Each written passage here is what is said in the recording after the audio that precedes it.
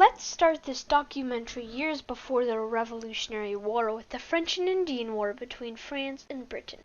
Britain won, but at a £60 million cost. So obviously Britain went into massive debt, and since they protected the colonies, they expected the colonies to pay, but the colonies said no. So Britain imposed taxes, first starting out with the Sugar Act, then the Stamp Act, and that got repealed a few years later due to protests. But the British didn't learn their lesson and made a new tax act called the Townshend Acts. They taxed a lot of things, but the taxes on British merchants were too much, so they repealed it. The real violence began on March 5th, 1770, when a crowd were harassing soldiers. First, there were snowballs getting thrown at them, then rocks, then other various things, but finally one of the soldiers shouted fire, so they fired into the crowd, killing 5 people. This would be known as the Boston Massacre. In 1773, British Parliament didn't learn their lesson and passed the Tea Act. This made taxed tea less expensive than smuggled tea. If colonists bought expensive tea, they would have to pay British tax. So, on December 16th, 1773, the Sons of Liberty, dressed like Mohawk Indians, and boarded the ship and threw 342 chests of tea overboard. In response to this, the British passed laws called the Coercive Acts, used to punish colonists in Massachusetts. The colonists called these the Intolerable Acts. These laws stopped trade between Boston and Britain, ended most town meetings, and gave British more control over the colonies. Bostonians also had to quarter the soldiers. People thought these laws were too harsh, so 56 delegates from 12 colonies decided to meet in Philadelphia. On September 5th, 1774, this would be known as the First Continental Congress. They sent a letter to the British.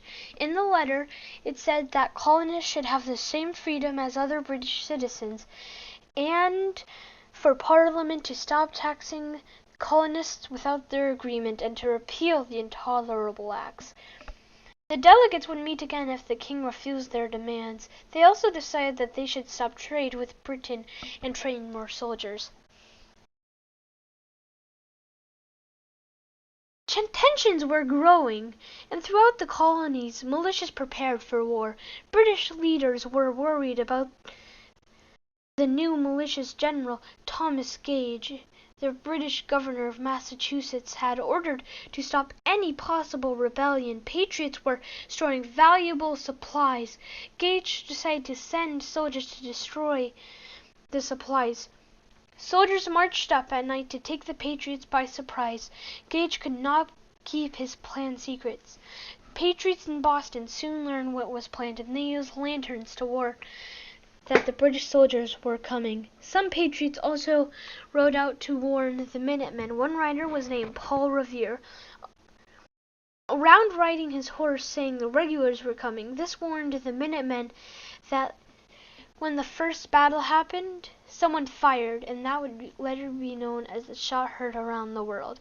This was one of the first true acts of violence, and many were killed, but they drove them back to Boston. That's when thousands of colonists surrounded Boston, and the battle would take place on Breed's Hill. The British Army tried to fight, and that's when a bloody battle happened, the Battle of Bunker Hill, even though it was fought on Breed's Hill. But finally, after 3 attacks, colonists ran out of ammo and had to retreat. Thomas Paine published the pamphlet called Common Sense, which inspired the colonists to unite under one nation and fight for independence.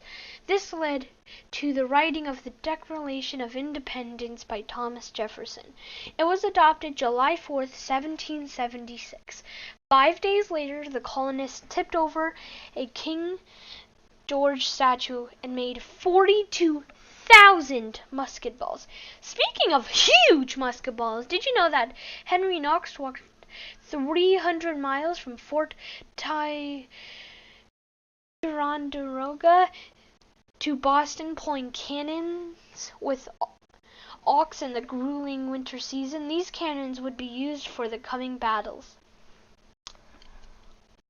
One of these battles was Christmas 1776. German mercenaries were protecting Trenton, and George Washington made a risky move, crossing the icy cold Delaware River with a couple thousand men to attack Trenton. Surprisingly, he won. This was a key turning point in the war because it gave the Americans hope. However, dark days were still upon them. An example was at Valley Forge, when over 2,000 men froze to death, starved, and died of disease. In the winter of 1777 and troops had to resort to cannibalism as their last hope of survival. Even though these dark times there were a spark of brightness when France joins the American side in 1778. Ben Franklin was sent on a diplomatic mission to France to win their allegiance. He was successful in letters, despite spending his time trying to marry and send love letters to French women. Yes, it's true, one of our founding fathers was the ultimate ladies' man. France's allegiance gave the Americans a ton of supplies, money, and military skills. And the brutal battles continued. Some of these battles even took place at sea. John Paul Jones was one of the great naval commanders of the American Revolution.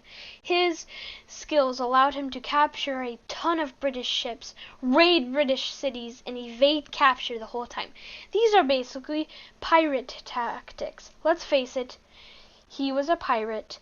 His tactics severely demoralized the British cause. Speaking of other important figures in the war, let's talk about Benedict Arnold. He was a general who was about to take command of West Point and surrender it to the British when the Americans figured out he was a traitor. He was convicted of treason and escaped to London and became known as the ultimate symbol of a traitor. The final battle of the war was at Yorktown. The American and French forces surrounded over 7,000 British troops, and they had no way of escape. General Cornwallis finally concluded that surrender was the only way out.